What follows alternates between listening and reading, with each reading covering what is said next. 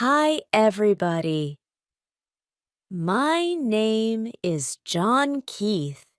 Welcome back to my channel, White Eagle. Today, we're going to talk about why you must listen. Let's get started. Identify objects around you in English. The first way to stop translating in your head is to identify the objects around you in your target language. So if you're studying English, that means you look at the objects around the room. Look at the things in your life. Don't think of them in your native language first.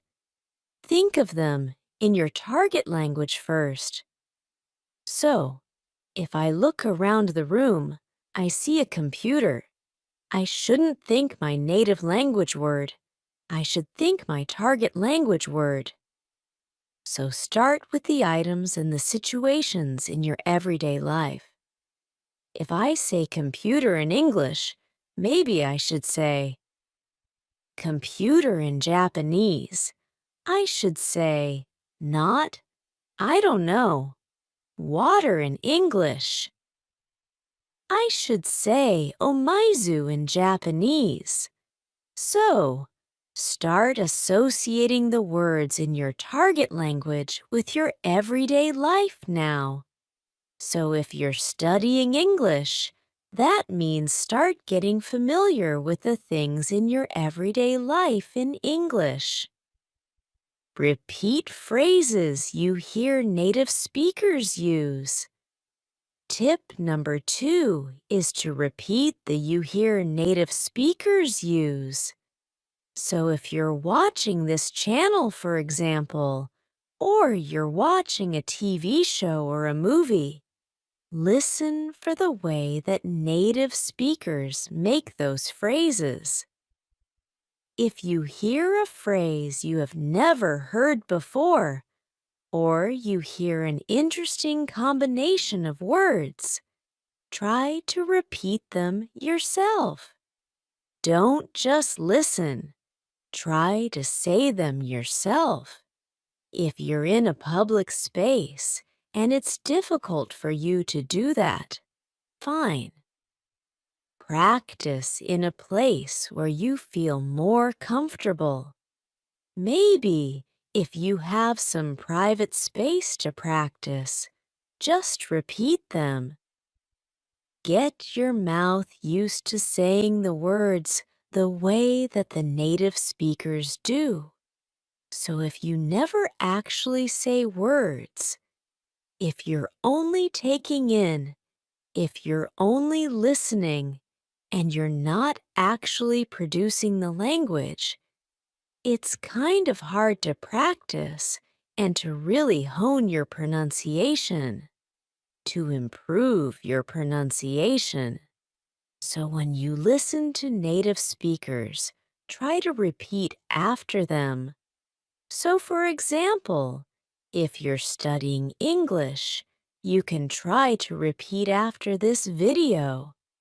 You can repeat after the things I'm saying, because maybe I'm using an expression or I'm using a series of vocabulary words together, the way a native speaker would.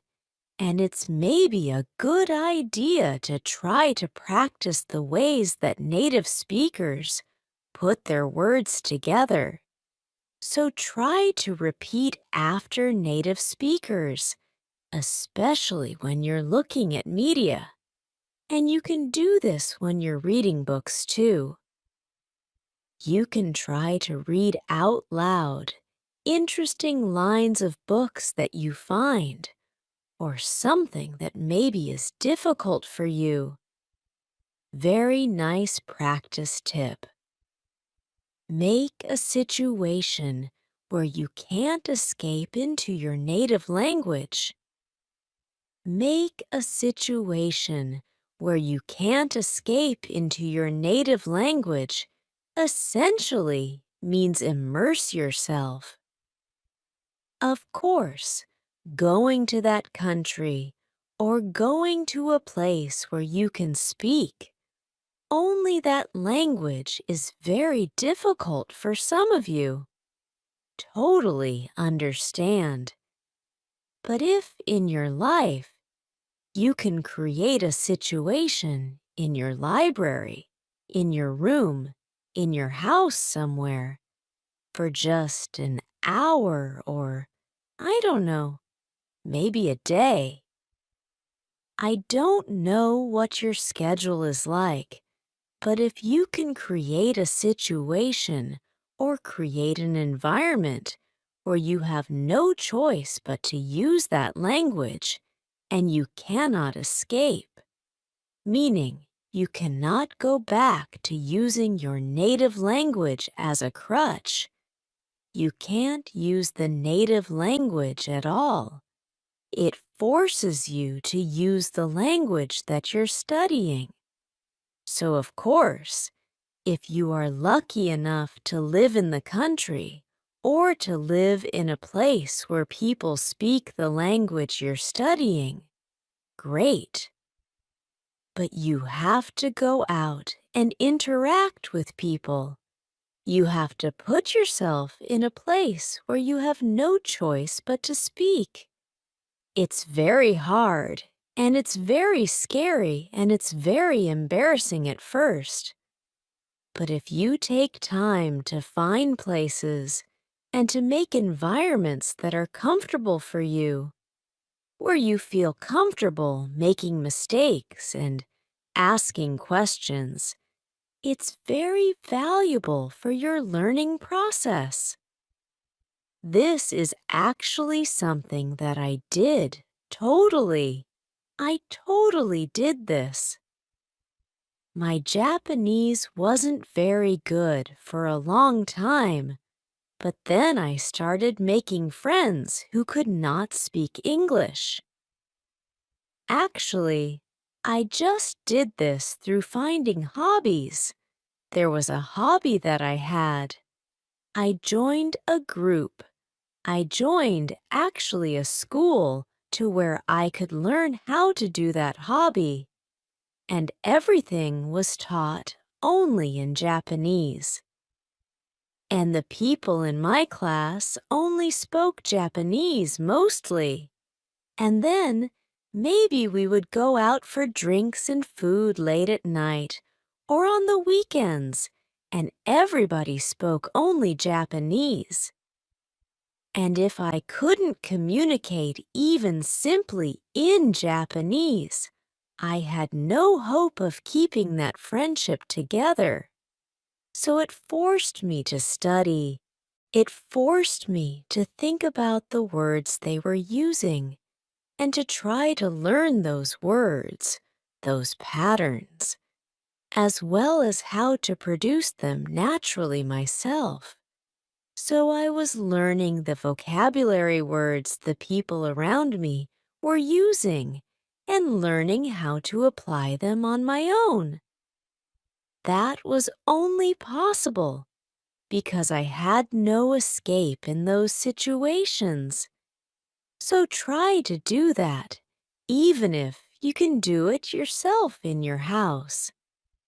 It's super helpful, I think. Watch TV and movies in your target language without subtitles.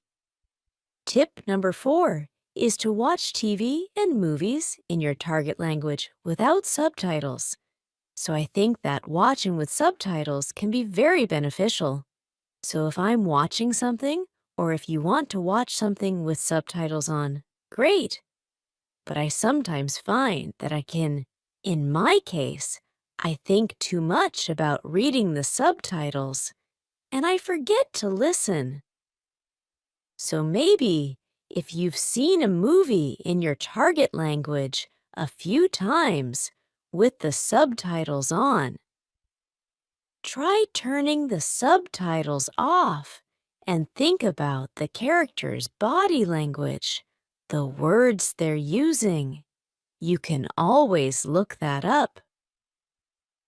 Later, look up the words you don't know in a dictionary but try to do it where you're focusing completely on the way that people are using their words. Try not to use the subtitle, so kind of play around with it a little bit. If there's a word that's difficult for you to hear, you can actually turn on the subtitles in the native language of the movie as well. That's something that I've done.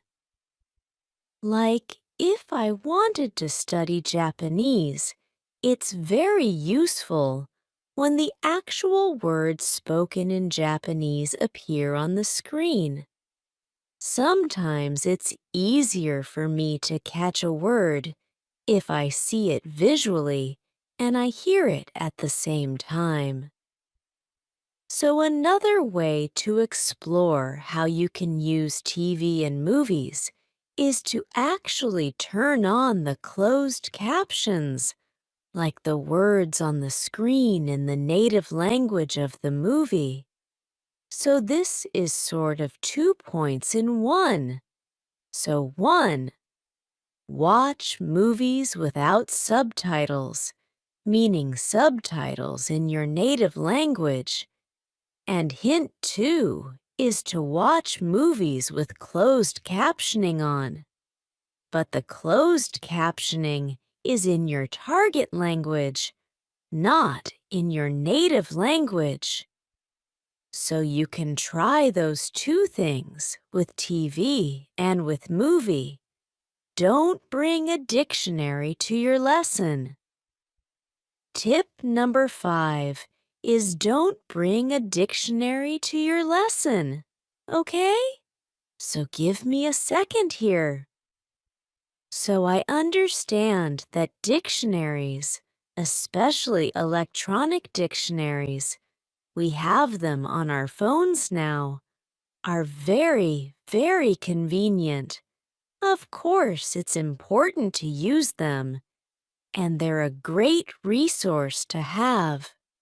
However, one thing that really bothers me and that I think is detrimental, is not helpful for students, is when students are in a lesson and they're practicing conversation and they reach a point in the conversation where they don't know the word they want to use.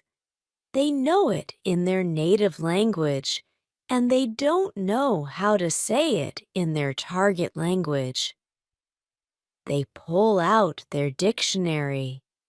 They say to the person listening to them, their practice partner in their lesson, where they have a limited period of time, just a moment, and then they look it up on their phone. It takes a few seconds. The flow of the conversation stops, and then they say a word. It's like, whoa, no, you don't have that ability. You don't have the ability to do that in a conversation with a native speaker. Most people, like if you go to a bank and try to open a bank account, are you really going to pull out your dictionary and sit there and try to communicate? Just a moment, just a moment. As you look up each word you don't know, no. Or if you do, that's not a real conversation. So instead, try using a different strategy. By that, I mean, if you find a word you don't know in conversation, explain the word to your conversation partner. Maybe they know the word. If you're speaking with a native speaker, this is a chance for them to teach you a word.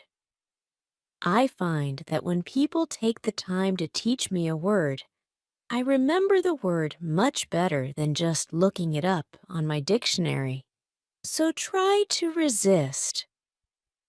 Maybe you can bring a dictionary to your lesson, but don't use it, or try not to use it in your conversation practice.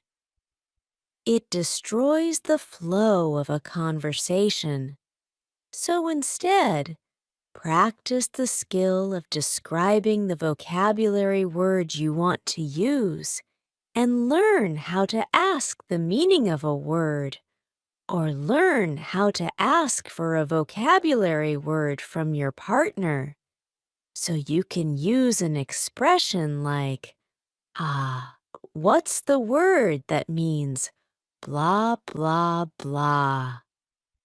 Or, it's this thing that does this and this and this. So this is an opportunity for you to describe characteristics of something or find a different way. You can use your body language. You can use whatever. You have a lot of tools, but try not to use a dictionary in a conversation because it's not realistic. Train responses to common questions. Number 6 is a quick one. I think number 6, hint number 6 I have, is just to train responses to common questions. So for example, a very common question in English is, "Hey, how are you?" You should know how to answer this question. Just have a default response. "Hey, how are you? I'm good." If it takes you a long time to answer the question, "Hey, how are you?" you need to practice. I think that's a pretty good indicator. So for example, sometimes I ask students a question like they haven't quite gotten the idea of how to respond just yet. They're not quick at responding. I say, "Hey, how are you?" And they say, "Yes." And then they think and they go, "I'm good." That's a very common question. So think about just a default response that you can spit out, that you can quickly say. If it's, "How was your weekend?" Or, "Hey, what's up?" Or, "What do you want to do for dinner tonight?" Think about just a handful, meaning just a few responses to those questions, and train them quickly. Just, "How are you?" "I'm good." "How are you?" "I'm okay." "How are you?" "Not bad." There are 3. So it's just training responses to those questions. There's no reason to be surprised by a question like, "How are you?" That's a very common question. So, for those common questions, train responses to that. We've got a bunch of videos, especially beginner-level videos for some example responses you can do. So don't get stuck with these little questions. Just train a few responses. Practice a few responses till they feel natural to you. It will save you time, and it will help the person asking the question too, to move forward in the conversation. Study with materials that don't provide a translation. The next tip is to study with materials that don't provide a translation. So, by this, I mean if you're using worksheets or some kind of textbook or whatever, and it has your target language, the language you're studying, and it has your native language next to it. While this can be useful, I feel that if you can, studying your materials only in your target language and then simplified explanations for more detailed points also in your target language can be a little bit better. So, I don't want to say, like, you should only study things in your target language and nothing from your native language, because, of course, it can be helpful sometimes to look up a word or to understand the grammar point in your native language. But where possible, if you can find something that provides simplified explanations in your target language, it can be really, really helpful. Because again, you're learning to think on like a simpler and a more basic level about the language you're studying and the language that you're studying. So this can be really, really good. So finding some materials to use where there's no translation. Maybe you can practice, of course, with books and with written materials, but I also would like video materials as well. So there are a variety of different ways that you can find materials in your target language, like in video and TV. So some things to think about. There are the level of vocabulary words people are using in the media content you're watching, who the media content is intended for, children, young adults, adults, the speed at which the speaker is talking.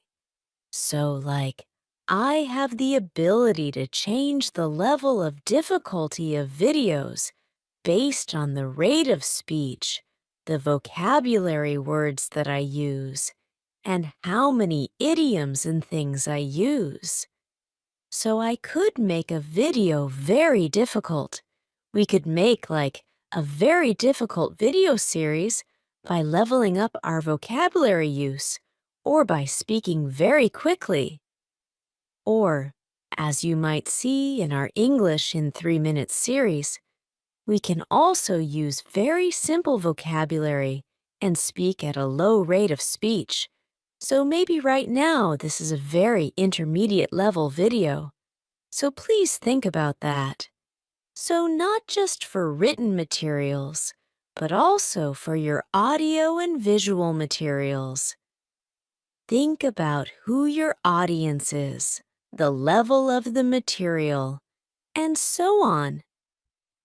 It can be really fun, and it can be helpful to think about your target language in your target language.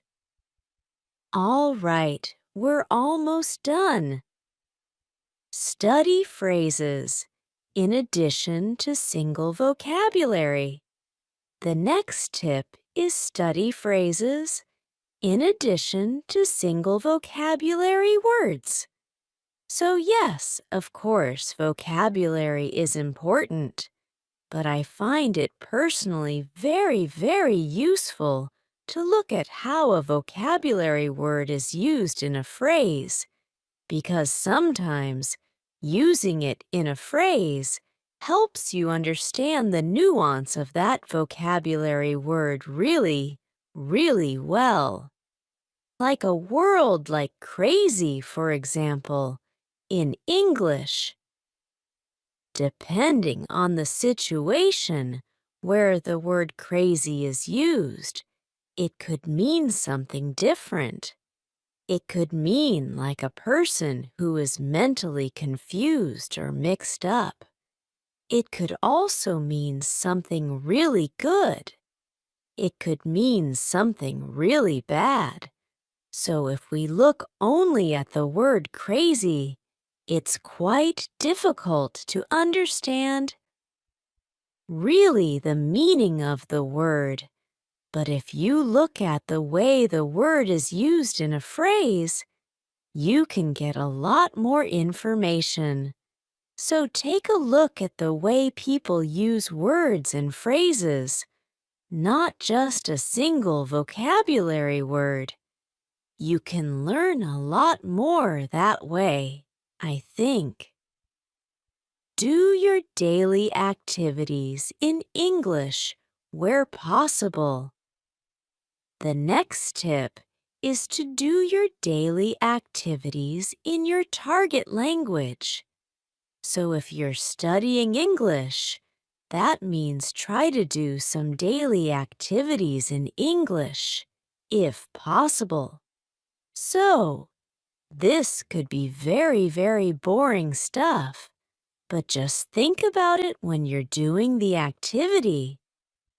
So, like right now, I'm filming a video for White Eagle, or I'm going to work, I'm cooking breakfast, I'm doing the laundry.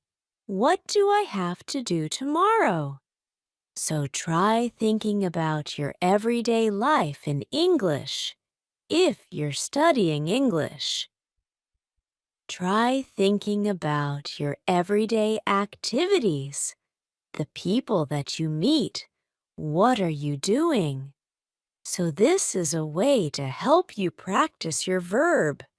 So, if you don't know, if you're, I don't know, you're doing something at work and you're like, oh my gosh, how do I explain what's the verb for a picture? Like, I want to blah, blah, blah. A picture. What's the word? You can check a dictionary at that point and go, oh, it's draw. I need to use the verb draw for draw a picture. So you can find these little gaps in your everyday life. These little gaps and your knowledge, if you think about your everyday activities in your target language. If you don't think about it in your target language, you might not realize you have vocabulary gaps or phrase gaps here and there. So this is a really good and kind of funny, actually, way to study. Use a learner's dictionary for new words.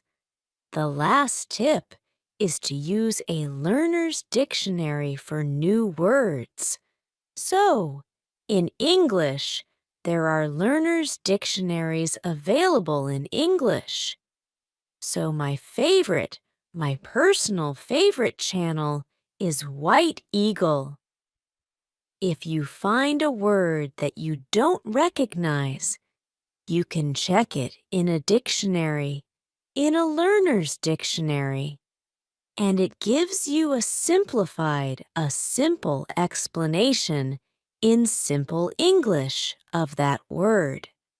So instead of checking it in your native language, you can check it in your target language. So again, this helps you to understand the word that you're focused on, but you understand it from the language you're studying, not from your native language.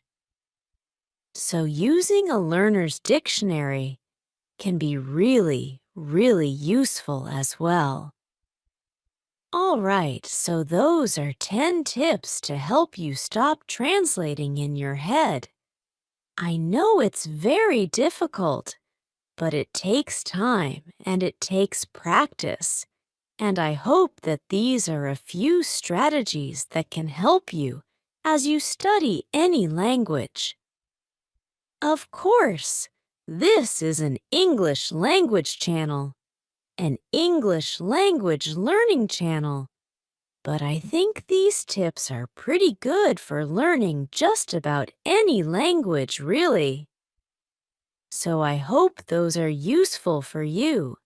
If you have tried these strategies, or if you have any other comments or other tips, please let us know in the comments section below this video. Thanks very much for watching this episode of White Eagle, and I will see you again soon. Bye.